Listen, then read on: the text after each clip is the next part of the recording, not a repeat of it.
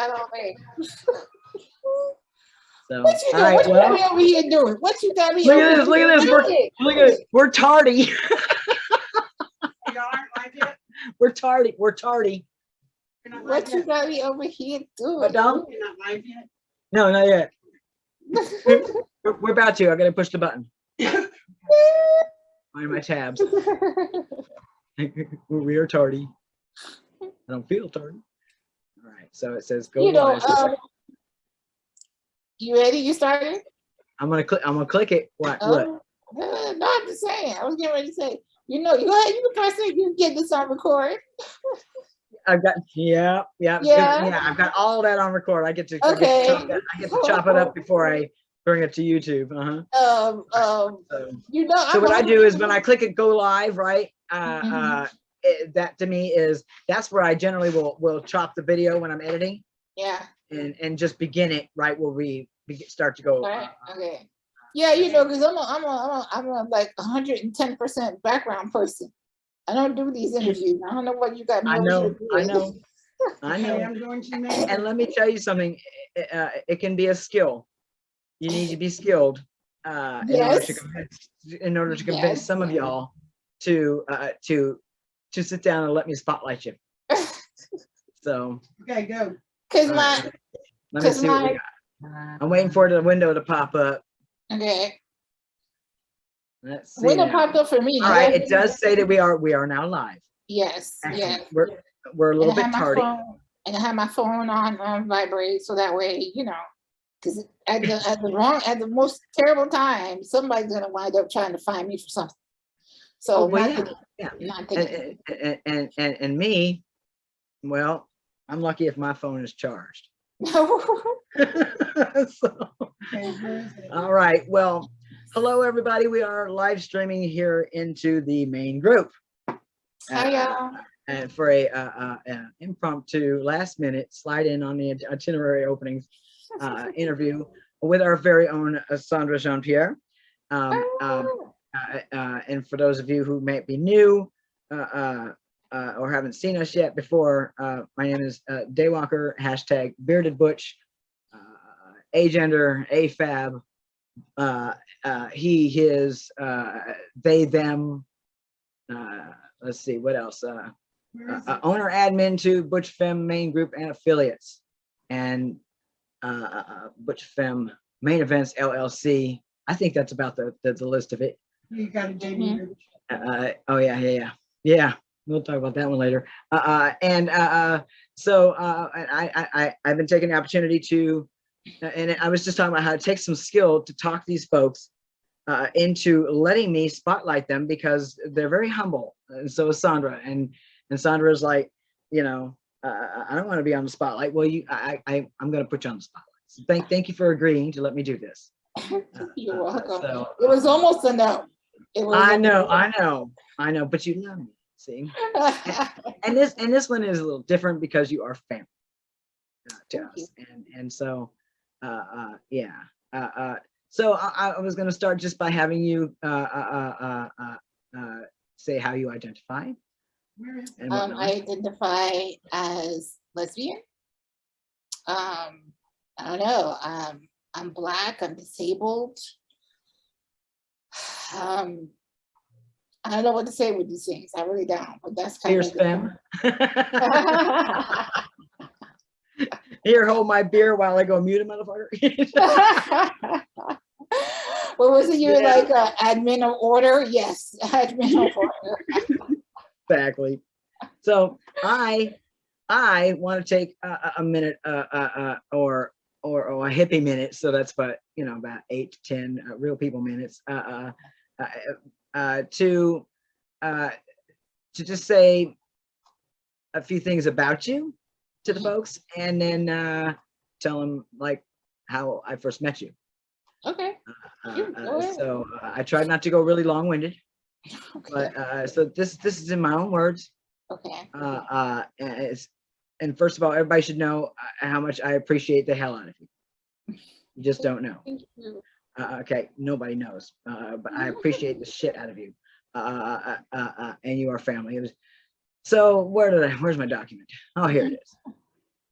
Well, You can't be described in a few paragraphs, but again, I tried to condense it. She is tenacious at heart, diligent in overcoming adversity, and has the kind of courage rarely found outside of a fairy tale. She's an artist, a blogger, publishes a series of adult coloring books. I don't know why that sounds dirty. Adult coloring books, I don't know. And has recently become a student of law. And she's a good listener. And that shit matters because people want to feel like they're being heard.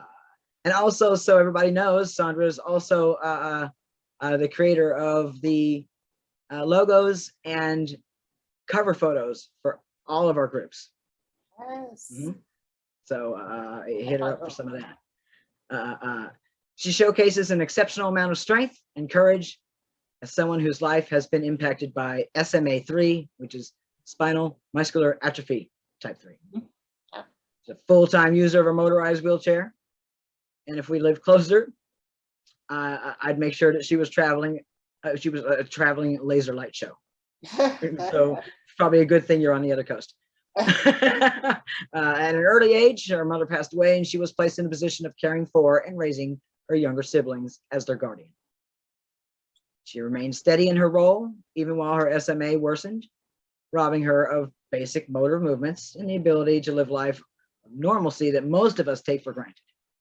And that, my friends, is the epitome of a selfless fucking hero. And I'm going to roll right into this, how I met Sandra. I first took note of Sandra during a thread on intersectionality and race that was on the feed within our community. She seemed to bring a wider lens to the table than most and was able to field a variety of perspectives, remaining poised no matter how thick the atmosphere had gotten. Her replies were deliberately composed with integrity and respect. I reached out in Messenger and asked Sandra if she'd be willing to co-moderate a thread with me.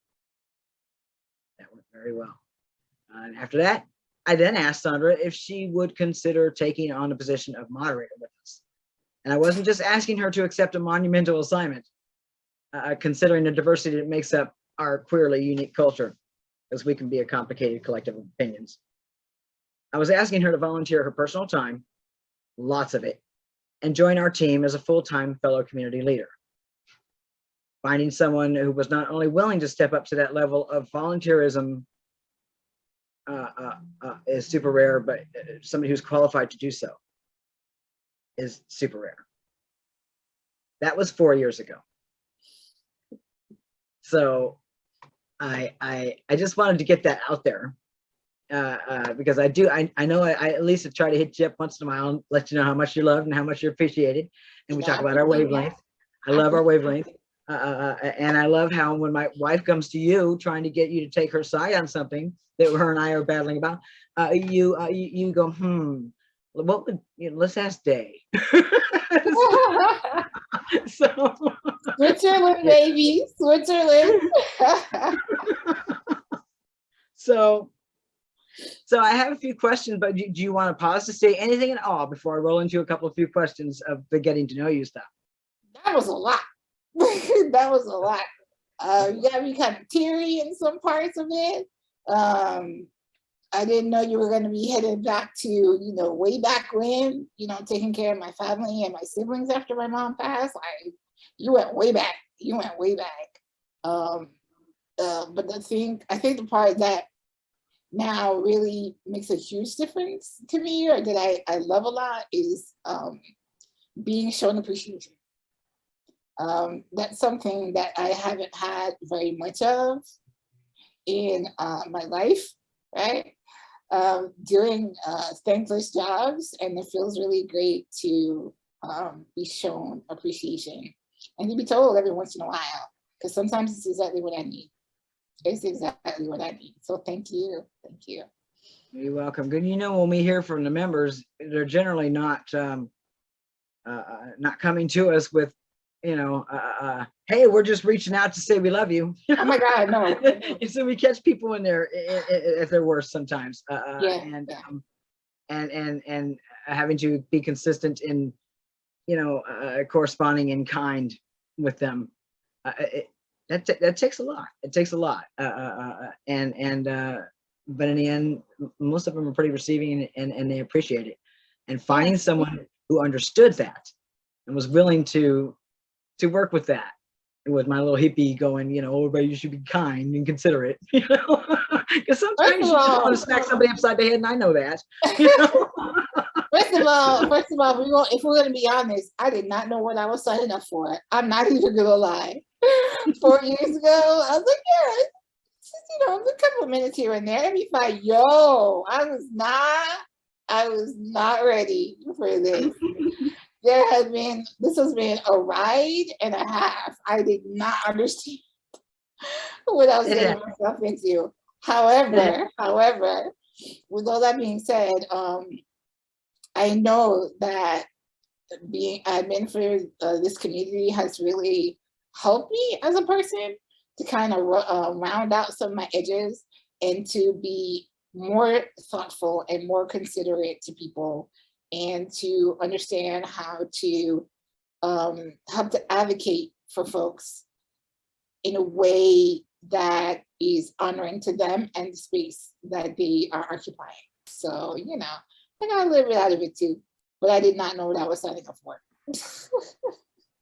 Yeah, I didn't either. 13 years ago, when I just opened up a group, you know, for people to go, because the original site was going to go dark and it was drama.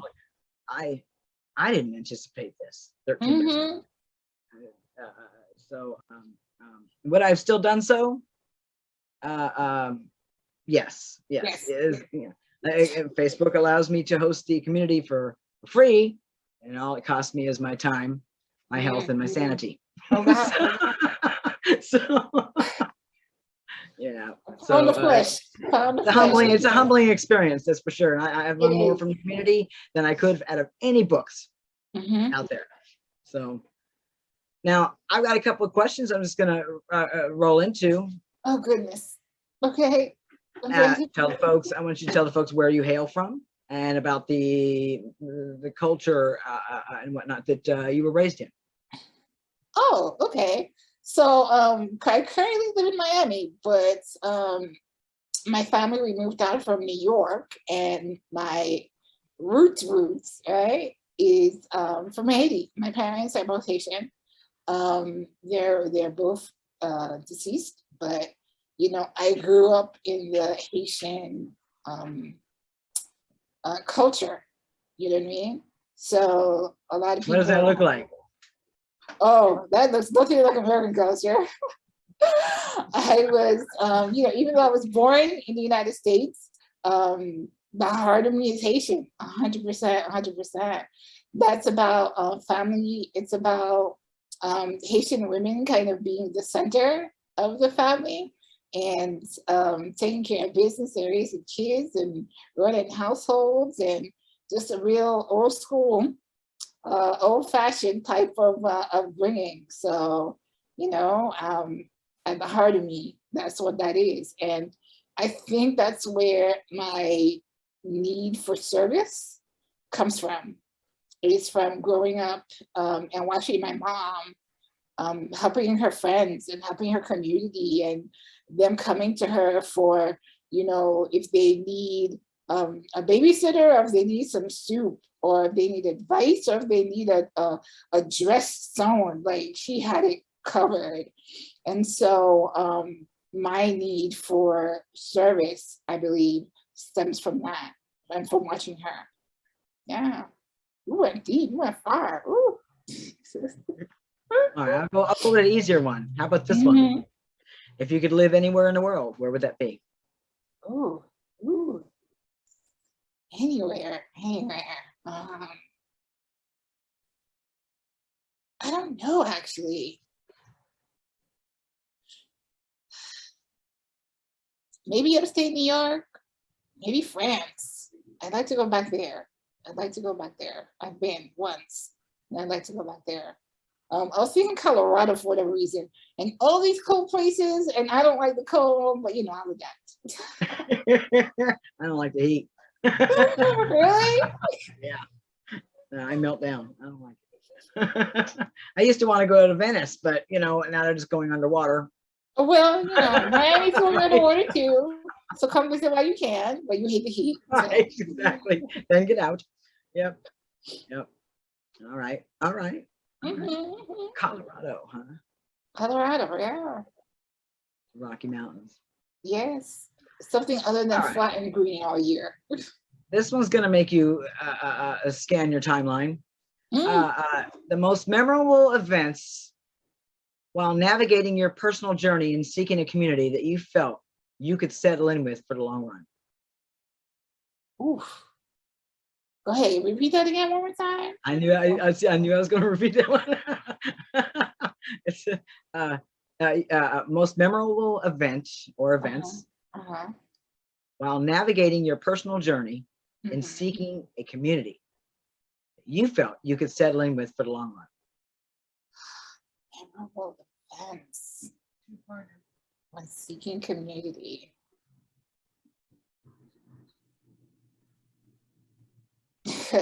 It's gonna probably like what things may have happened to let you know that a particular space you were exploring wasn't for you.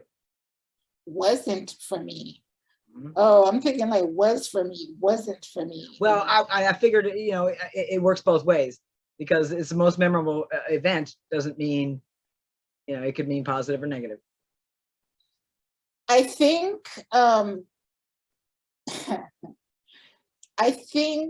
okay, so I always have this issue of feeling like I belong anywhere, right? I always say that I can fit in any place, but I don't ever feel like I belong anywhere, if that makes sense.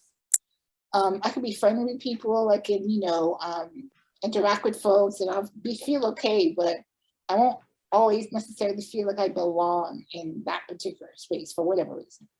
But I think the moments when I had that interaction in the group, actually, on that intersection thread, and the way that it was handled, and how I was allowed to say what I needed to say and respected, that's when I was like, this might be a place. This might be a place to kind of stay for a little while. Let's see. Usually when I say anything like that, like this might be a place, I'll be there for a little while.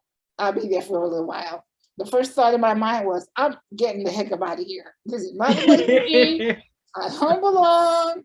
I was allowed to voice what I needed to voice, and I was heard.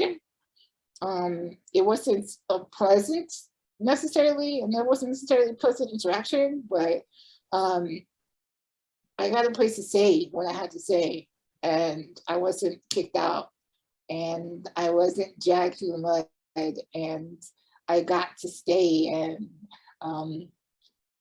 serve. Actually, you were a big help to me too, because I messaged you because I was trying to navigate a particular conversation going on in that thread, and you were open to helping me navigate that. And it was because it was two Black folks, and they were going at each other over things in a social arena I had no business being in, and I had to decide, you know, what goes first here. Am I white first, or am I an admin first? And I decided I got no business in it. I'm white first, you know. and I reached out to you and said, how do I navigate around this?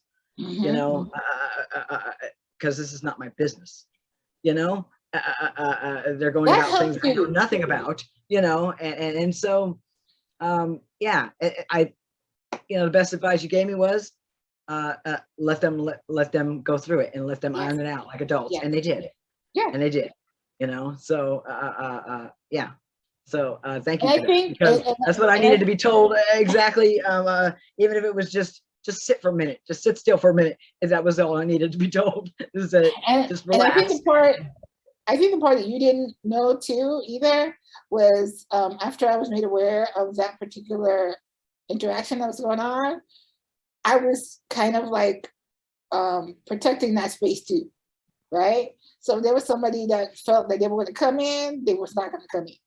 That was not going to be a thing for me. I wasn't even admin then. I was just a right. Yeah, no, but it was what I had just said. I had after a couple of days of exchanges with you, I'm like, hey, so would you be interested in co-moderating a thread? And that's how I tippy-toed in. Yeah. Because if you would have been like, hey, you want mod? No, I don't. I waited for that. Yeah.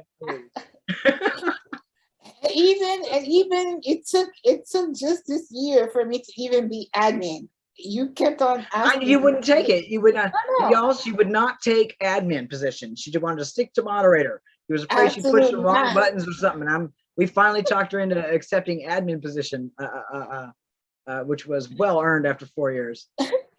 I've got another question here that actually kind of layers on top of this one. Okay. And it says, how has going from a community member to a community leader, working on the layers behind the scenes, changed your perspective of the community? Ooh.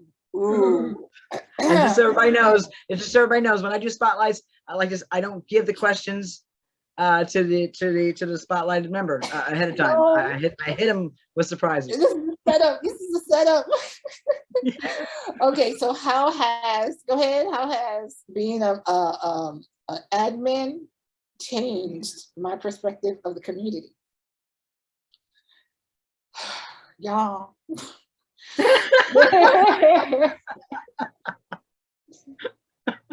My favorite quote from Sandra is, mm-hmm.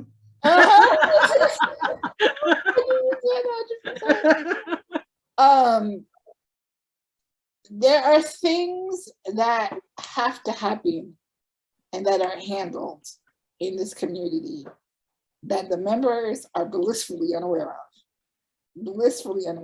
When I was a member, I would get frustrated with like, why aren't certain topics being brought up? And how come things are getting, sent to the feed and blah, blah, blah, blah, blah, and very just like not understanding of the process behind the scenes. But there is a process, y'all, behind the scenes. And you have to consider there's what's it, 25,000 members now in the main group? Just over 23,000, yeah. So just under 23,000 members in the main group. There are a couple thousand more in the other groups. And all of that membership is depending on just 3 people really to help them with whatever situation is happening. And the situations run the gamut, right? Some of them are personal, some of them are member conflicts, some of them are dealing with bigger issues, that sometimes we don't talk about, we can't talk about. Some of them is just navigating and being able to exist within the community. And there's so much interpersonal skills involved with being a moderator or an admin. And not just that, but also being able to know how to talk to people, being able to know how to handle a situation, being able to know how to navigate a conversation or a topic, and understanding how that's going to fall on the membership and how to deal with the backlash from it, making that calculated, educated guess to do that. This is not a position for the weak at heart. I thought coming in that it wasn't going to be that difficult and it wasn't going to be that hard. But in the 10 years that I spent in the travel industry doing customer service and all those other types of work, this hands down, takes the cake. The 4 years I spent doing this takes the cake, hands down. So a lot of things you guys don't know, and you might seem a little boring, or things aren't going fast enough, but there is so much conversation, so much debate, so much discussion behind the scenes that you guys have no idea about. Plus, No we idea. handle most of the moderation off the feed too. So there's Mhm. our own topic discussions and then thing, and whatnot. And then, I prefer not to have it, popcorn theater messy on the feed. Yes. It's like nobody needs to see all that. Just take it off. So we do a lot of moderation, whatnot, and correspondence in Messenger, and that helps keep the atmosphere of the feed going. Nobody needs to be disrupted by one person's shoe being untied, Right. I responded to a member this morning, and I had to decline a post, and I took an extra second to go, not just decline it and give some feedback in the box, but I went to their inbox and expanded on it, and that's always a hit or miss, because people can be and I thanked her for responding in kind, because she thanked me for explaining with kindness and I said to her, I said, because it can be gnarly trying to navigate correspondence with somebody who posted something while in a offset disposition. And that was the best way I could put it, and because they may still be steaming, and anything I say is just going to add to it, but it worked, it just being able to work and keeping community and personal completely separate. Yes. There is a sacrifice I did not realize that I would be making in stepping up and serving the community, is having to have that deep division between community and personal, because you can't mix the two. You cannot. You have to be able to still serve and moderate those that you may not get along with for whatever reason. And I've got folks that I've got blocked, but it was personal and not community related. I'm not going to yank the community carpet out from underneath them. They're members of the group. Right. I've got them personally blocked. If they need moderation, I won't be the one doing it. But I don't think it's fair to, if it's a personal thing, to yank them out the community. Exactly. That's, And I think, that's not so. And I think a lot of people, they'll be like, well, that's easy to do. It's not. There are some relationships that you might have, whether romantic or otherwise, that might fall apart. And if you're admin, you still have to moderate that particular person.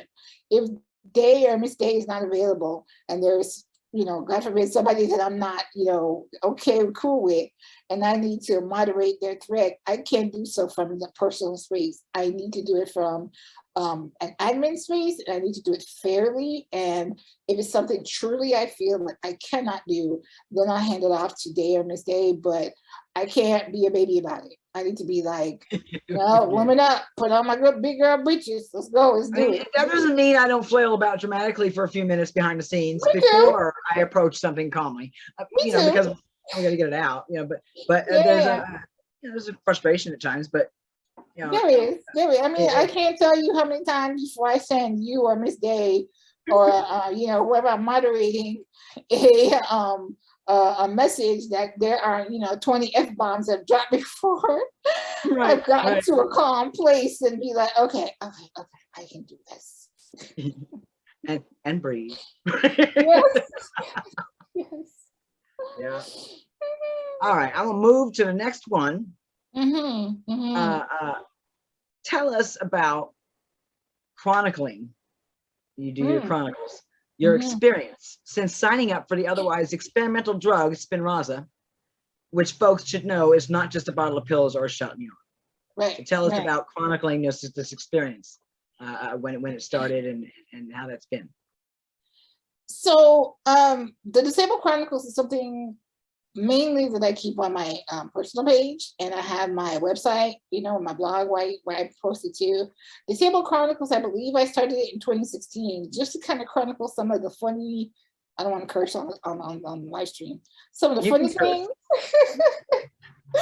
some of the funny shit that I do and that I run across, and some of the ways that people feel that they can talk to me or deal with me, or just, crazy things. The ones that talk loud to you because they because I'm in a wheelchair, so that clearly means I can't hear clearly.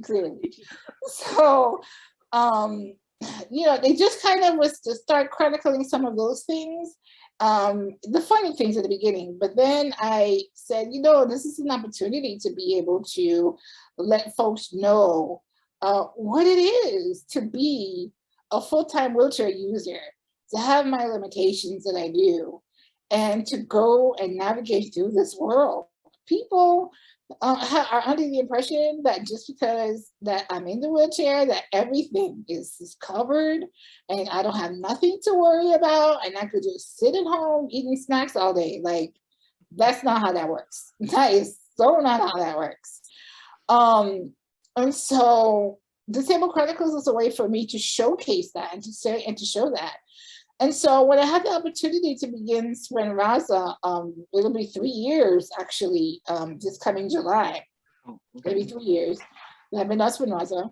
That was the opportunity for me to be like, I'm going to tell them and show them everything. I'm going to be 100% honest and transparent and let people know, like, this is what I have to do to live. Yeah. This is not. It's a scary experience from what I've read of them, the process of it. Yes. It's frightening.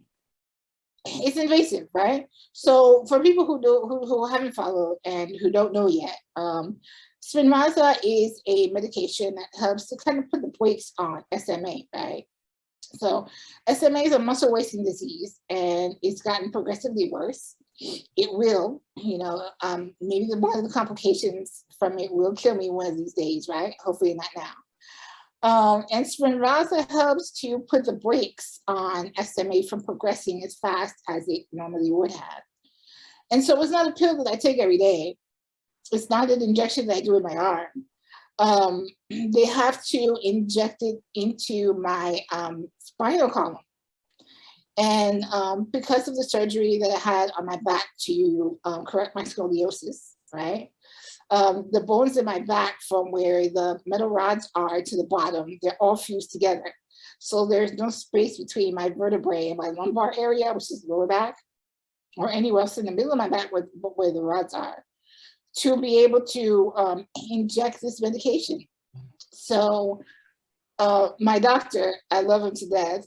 He's a little short man. He is a man of few words, but he is awesome. He has to go in to put this medication. He starts from behind my right ear and takes a catheter and snakes it around to my spinal column. So it's right there at the base of my brain where he has to go in to, remove some spinal fluid because, it's high pressure in there. So you can't add in unless you take some out. So he has to take about like 5 mils of blow a gasket, yeah. Right? And then he has to go ahead and then slowly over about 3 or 5 minutes inject the medication in. And this is every 4 months. I've done this every 4 months for the past 3 years. And this is what keeps me alive and gives me time. It gives me time. And the funding of it is covered by the drug company, yes? Actually, it was a huge meeting between my insurance, the drug company, and the hospital, and they came to an agreement. So the loading doses of this medication cost close to $500,000, right? So it's 4 injections over a 3-month period. Not like 2-month period. Yeah, about a 2-month period. It was $500,000, and the hospital graciously decided to front the money to buy the 4 first doses for me, and the insurance promised to reimburse them afterwards. And they have their agreement now. When I go get my injection, it's about $125 just for the medication, not for the doctor administering it. That they would get paid. They would do whatever they have to do in their paperwork, and they would make sure that they would get paid. And it's only with my particular insurance at this particular hospital, like an hour away from me in Miami. So that's how that wound up working. And I actually got to speak to the hospital pharmacist who helped to push. He didn't even know me. He just knew that I needed the medication. He knew that I was ready. I had all my labs and everything done, and this is my insurance. And he pushed the hospital to get this done. And I actually got to speak to him a few months after my loading doses that first year. And he was just like, I never get to speak to my patients. And I'm so glad I got to speak to you, because I got to explain to him the life-changing nature of being able to get this medication, you know, what it is to me and how it gives me more time to be able to live, but to have a good quality of life. Because the thing that happens with SMA is once you start going downhill, it's a pretty rapid descent. And something that I might be able to do, you know, a couple of months ago, I may not be able to do it, you know, a couple of months later. And so Spinraza has been able to even that out for me, so that way I'm more consistent. I've lost a lot of ability before then, but right now, these past 3 years, it's been pretty consistent. So my Disabled Chronicles has been about showcasing that, about telling folks how that I have to drink 5 bottles of water every night, that I need to coordinate with my aides to be able to cut to pee in the middle of the day, that I need to, you know, use special type of protectorants to protect my skin, you know, because I have to use incontinence products at night because I can't get up to go pee. Like, this is real life stuff. This is people don't know. This is what people don't know. And if I can show people that and show the struggle that it takes to just get up every day, I hope that they'll learn something. I hope that they will be willing to reach out to their disabled folks in their community, in their families, and just learn more. You know what I mean? Sometimes just reaching out and giving a hug or showing up goes a long way. So I've talked about a minute. I know, and one of the things that I know was difficult for you this year was having to deal with losing one of your long-term aides, and then having to retrain every stranger that came in to take those time slots. And how, first of all, how icky it is to have a stranger handle your body medically like that, and then having to feel so very unsafe and unsure because they don't know how to handle SMA. They don't, and just what a nightmare. And it doesn't help that these folks are getting paid what minimum wage is now at McDonald's. And why, you know, and so getting folks who truly from the heart want to be in the caregiving industry is getting tougher. For quality folks, you know. Caregiving is difficult on a good day, right? Because you have to be in charge of that person's, you know, everything, getting up, well, depending on the person and what their need is. I am one of those particular people that I need help with everything. I need help to get up, I need help to pee, I need help to wash, I need help to do my laundry, I need help to cook, I need help with everything, right? It wasn't always like that for me. I've slowly lost that ability to do that. I remember being like 12 and still being able to cook and lift my arms up and do laundry and sleep and do things. And slowly over time, SMA has taken that from me. That doesn't mean that I'm less of a person because I can't do those things. My mind still works, right? And so like people come into, I had this one particular aide come into my house and she's like, if I didn't know that you were in a wheelchair, I would think that it was a regular able-bodied person living here.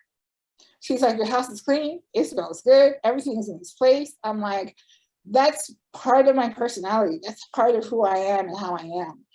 And just because my arms can't physically do that work, doesn't mean that I can't form relationships with the people that help me and those that I know to be able to support me in keeping my area, my space clean or together or to get into the things that I need.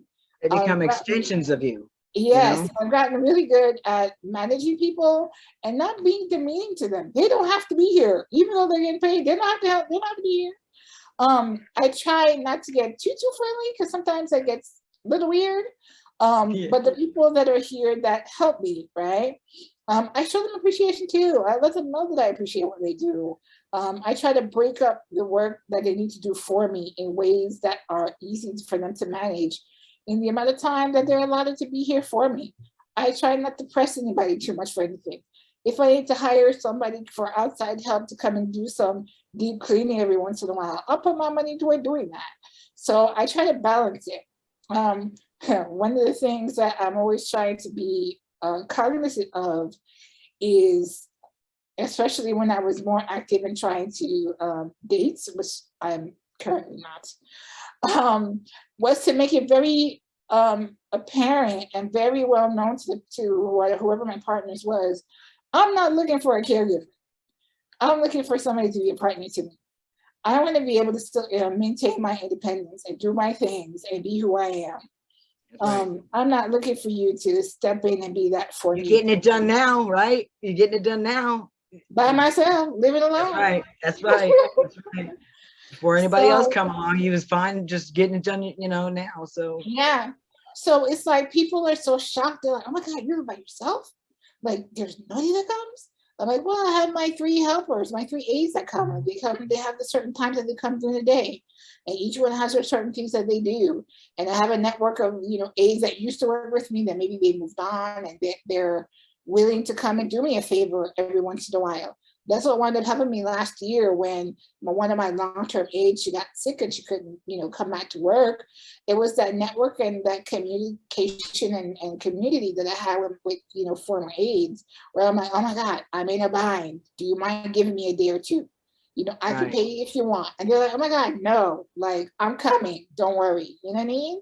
Until we were able to get somebody. Bridges, you built bridges to, Exactly. And so, my best friend, she's always says, she's like, you're the most resourceful person that I ever known. And her little brother's like, Sandra, stay ready. There's nothing that you don't need that she doesn't have or she can't figure out. I'm like, you're right. I am gonna roll right into this one. This is last question on my list. Mm-hmm. It's a 2-parter. Okay. Oh gosh. What do you want to say to those who think that living a life as someone with physical limitations means they will live a life alone and that they are not dateable? Part 2 is, what do you want a potential suitor to know about you? Oh, loaded questions. Okay, first I know you can kick my ass later for all this. Oh boy. Okay, so the first part is, what do I want a potential? No, that's not it. The first part is, what do you want to say to those who think that living as a life as someone with physical limitations means that they will live a life alone if they are not dateable?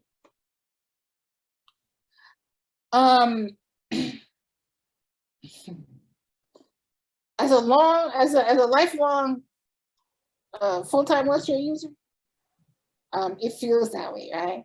So it feels like there's never going to be anybody, and I have my moments even now where it's just like, oh God, this is so not what I wanted. This is so not what I wanted. But your life doesn't have to be alone, right? It doesn't have to be alone. There have been people that I've dated and I've been with, and who've been partners to me that, it worked for the time that it worked. I think the thing that people need to understand too is, how do I explain this? I am not my disability. I'm not my disability. Right. I'm not. I'm a whole other person outside of being in a wheelchair. Yep. I have my own likes and dislikes. I have my things that I like to do and don't like to do. I'm not my disability. I think the thing that winds up getting a little bit tricky with partners is that they feel like they need to save you as a disabled person. Yeah. They feel like they need to be, you know, the Butch or the Femme in shining armor, and that they need to be your be-all, end-all everything for you. Your hero, the hero syndrome, the saviorism. Yes. And I understand, right? Because if when people read about SMA on a piece of paper, their concept of me would be that I'm a train wreck. I'm a medical train wreck. Like, oh my God, this lady can't do anything. She's, oh my God, why would I want to date somebody like that? This would be a dumpster fire floating by, right? Right. And then when folks meet me, you know, in person, they're like, oh, wow, like she has this personality and she's kind of funny. And, you know, she makes these jokes sometimes and she's just like. Fucking list of achievements and goals and shit. Right? And don't let me start talking about the things that I've done in my life. Like, they're like, how did you manage that? You know, it's different in real life. And so a lot of times I feel that partners that I've had, they have the sense of wanting to save me. And I get it, but I don't necessarily need saving, right? I don't need saving. I've been taking care of myself. I'm 46. I've been taking care of myself. 46? 46. I'll be 47 in 2 more weeks. I've been taking care of myself basically on my own since I was 21 after my mom died. And so I've learned how to take care of myself and what that means and how to do my own coordination of my aid and my helpers and my doctors and my things. I want to live. I want to go on dates. I want to go out. I want to enjoy things. I want to be able to experience life.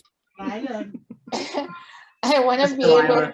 Delilah, she's like, I want that too. I want to be able to.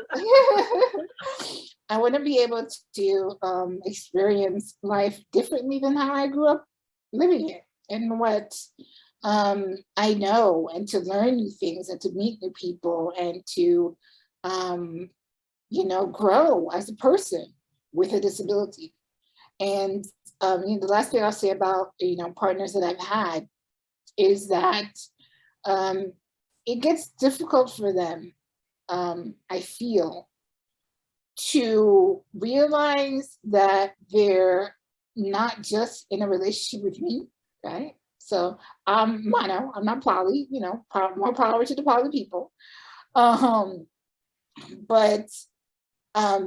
they come into relationships with me thinking that it's just going to be me and them, which for the most part it is.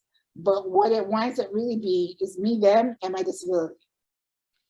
And your the caregivers who are there as your extensions of yourself. Yes. You know. Yes. And so so sometimes that gets difficult for them. But I think the part that gets more difficult for them is that they have to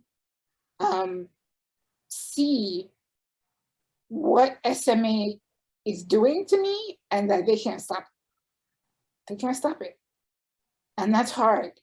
When the person that you love, when the person that you love is being, you know, ravaged by a condition that you cannot stop, and you have to see them and their decline. And that's hard. That's hard. So for my disabled people that are out there, you don't have to be alone, you know.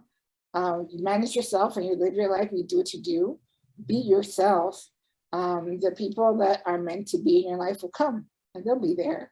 And I know it gets hard. I have my moments now too, where I am just in the despair the despair of it.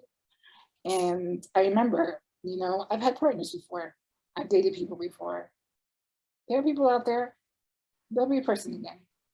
It gets harder to weed out those, seeing as how it seems like a larger percentage of the population is just turned into absolute buffoons.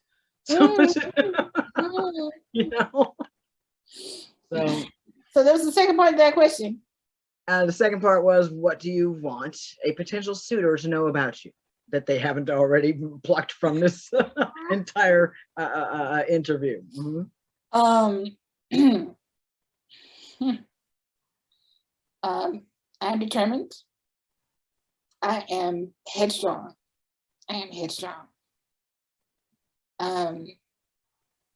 I need them to understand that I am a leader in my own right. And for us to get along, they have to know how to lead a leader. That's a whole different level. Yeah. That's a layer or three right there. That's a couple layers. It's a couple layers. And you know, to the right person, it'll be awesome.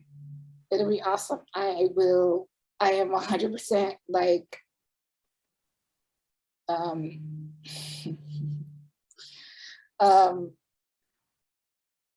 the type of partner that's 100% in. When I decide, like, oh yes, this is it. I'm 100% in. I know what I want when I see it. I'm not a person that plays games or that gets wishy-washy. But I take time, and that's some things that, especially I think in this day and time, the age, people don't invest in time. They think that after a certain amount of weeks or months, if the person's not at this level or doing that they're not interested. That's not how that works. I take a lot of time. I have to really be sure and understand the person that I'm getting into, because once I decide, my decision is made. I'm in. So, you know, I take time. Yeah, when we're picking out outfits and whatnot, you go to the dressing room, you got 8 to 10 things with you. You might walk out with one. And yes. you might try that on 2 or 3 times. Yes. Because you need to, you know, to revisit each time. You got to reassess, right? I gotta make sure. I think of courting as just kind of the same thing, you know. And like we had a conversation too yesterday a little bit about, you know, I was going to talk about this, but I'm going to talk about this if we have time. You know, about OS, right? Old fashioned, old school. And so I know I firmly fall into the old fashioned part, right? Because like, I want to be courted. I want to be able to, you know, write silly little love letters and go on dates and do those types of things. I want those things. That helps me to get to know the person, right? And to see how they operate and to see them through their seasons and to understand who they are and how they work. And so and what their chivalry looks like. Yes. Yeah. In the fall, in the winter, in the spring, in the summer, I need to know. You know what I mean? 4 season Butch. yes, 100%. And that's important to me. That's the part where I take time, and people don't understand that, or they think they understand until I start taking my time, and then they get impatient, or they start feeling like, well, she's not interested. But that's not true. I'm watching you. I'm watching how you do. Because if we into it, if we in it, and we in it together, I need to understand what I'm working with.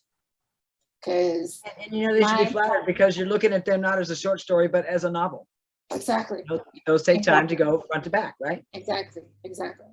So yeah, I'm firmly in the OF section.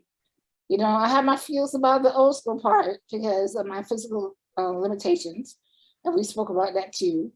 And I feel bad for kind of jumping in with the OFOS group, and I had a real knee-jerk reaction of like, wow, there are so many physical things that I want to be able to do that I currently cannot. And Part of the consensual feelings. exchange that might be expected, right? right. And I have my feels about that. So, I'm still working on that. I'll get to a decision about it in hopefully in the next couple of weeks or months or so. But yeah, that's just me. I don't know. What else? Oh yeah, and I'm in law school. I'm starting school. That that's some shit right there. And we talked about you're about to have that academic clutter.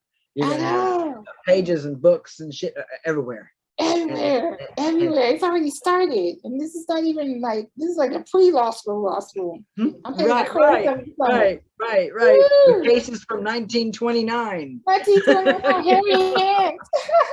Jesus, that one was a trip. Well, I want to thank you for letting me talk you into this. Yes. Because you have been on this list of mine for some time now.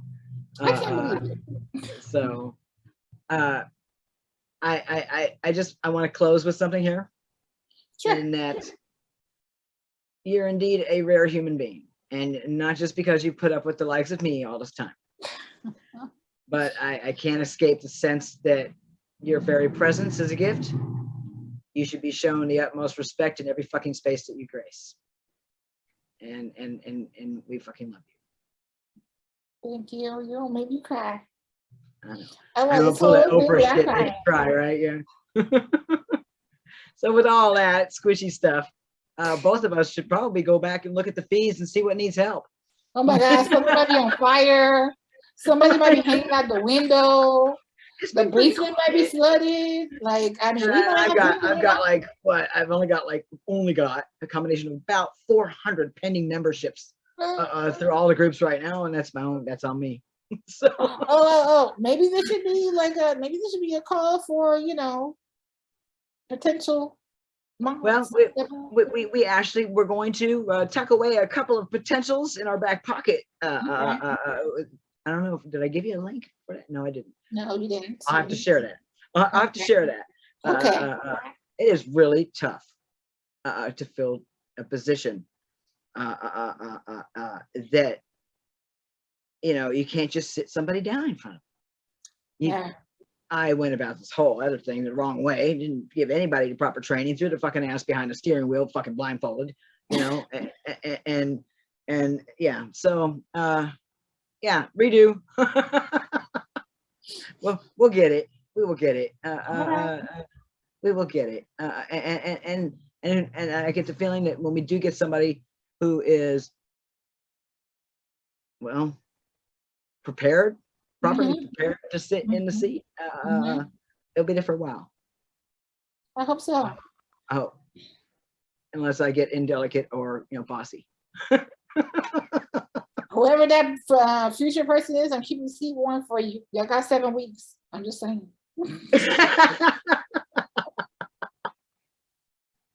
That's it. I'm editing that.